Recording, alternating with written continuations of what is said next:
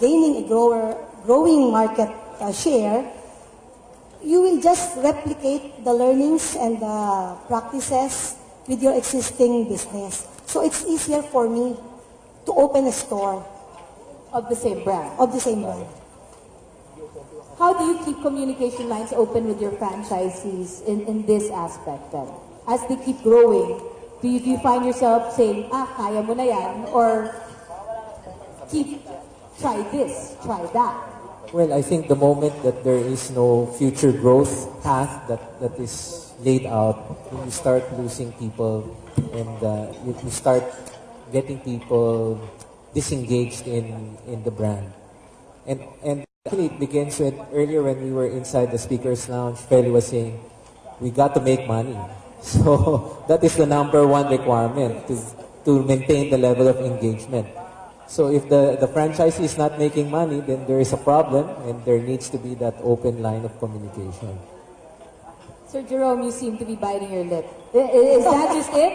As long as the franchisee goes, I made money, I'm good. Well, yeah, that's the obvious part. No? So, but from the franchisor side, I think organizationally, to keep the communication lines open, organizationally, the franchisor should be set up that way, that the franchisee should have a direct line to the organization, in whatever shape or form, so long as the organization is able to manage that. No? Secondly, you should have established systems that would allow for such communication, whether through regular business reviews, whether through informal coffee gatherings or what have you. But that has to be established in order for the communication lines to be always open. And outside of the business, it's not like, you're in a Max's restaurant and your franchisor will come in, let's eat over the Max's restaurant. Like, let's try to also expand. Like, let's go somewhere else to try to get out of the business setting. Do you encourage that?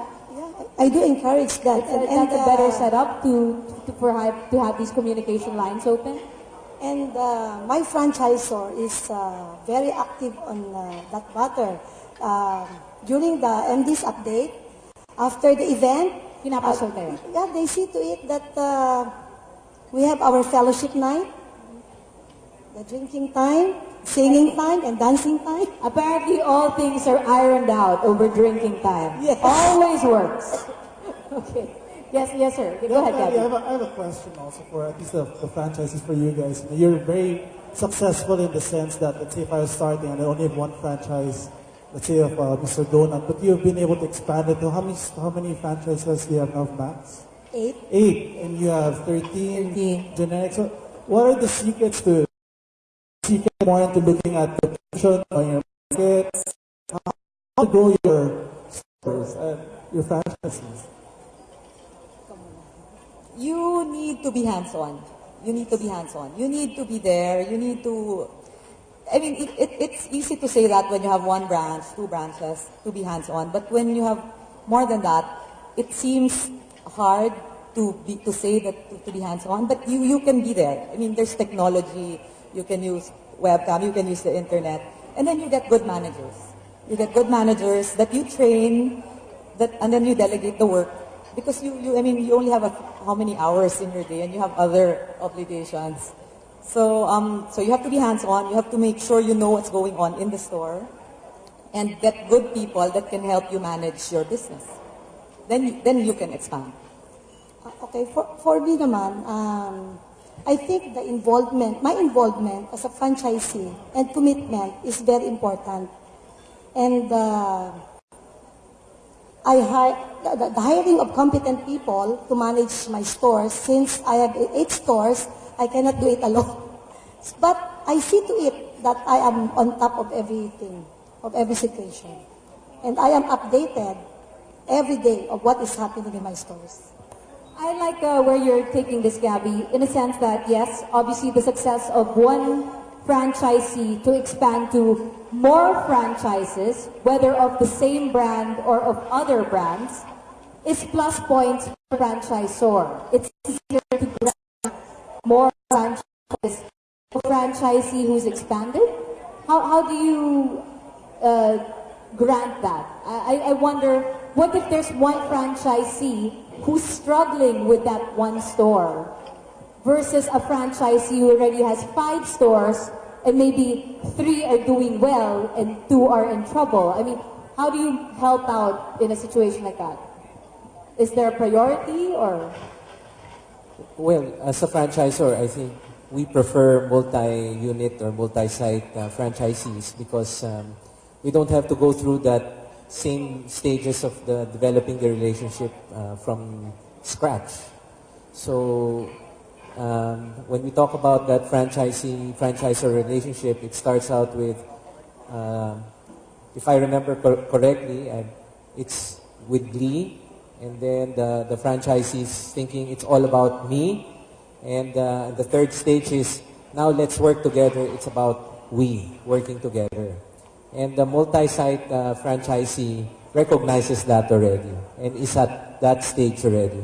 So it becomes easier to expand or roll out a new franchise in an area with a multi-site franchisee in that context. I agree with Glenn. But on your question earlier that if there's a particular franchisee sort of struggling, Especially with one. I think the fact that that franchisee is struggling is already a result of something.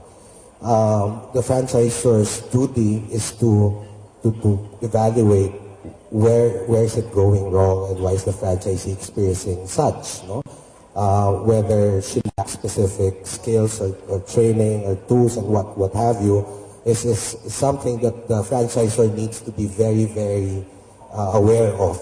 And whatever that may be is something that the franchisor need to address immediately.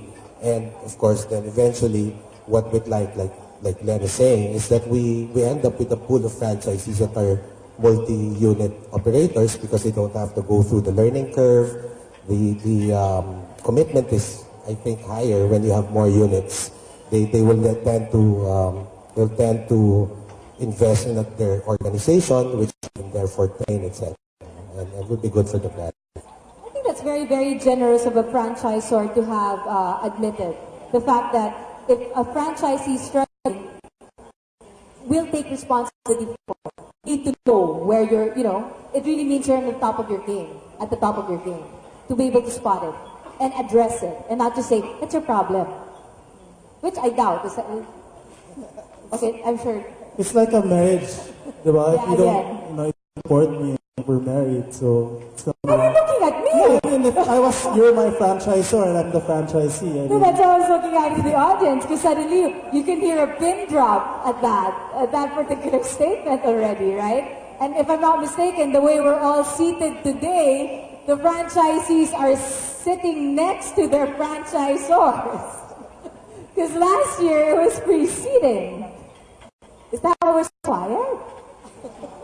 Please feel free to write down your questions.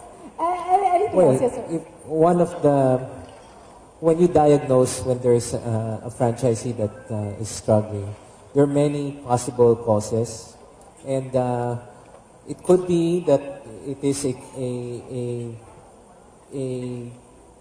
problem where the system is not being followed, or it could be that the location is wrong. So you really need to dig deep and have a unbiased approach in terms of looking at what is possibly wrong at that site, and that only happens again when you have trust in that relationship.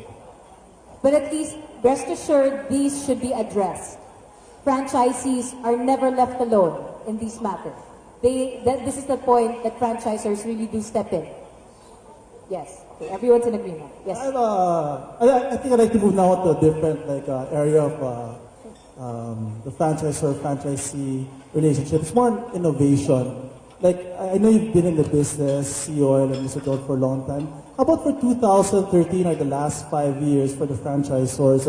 What kind of new innovations have you been doing to help expand your business in terms of franchising or improve the way they are making money with their franchisees? And for Feli and for Tweak, how about Max and generics? Have they been doing any new innovations these last 2 years that have also helped you improve the business? I'm looking more at the innovation, the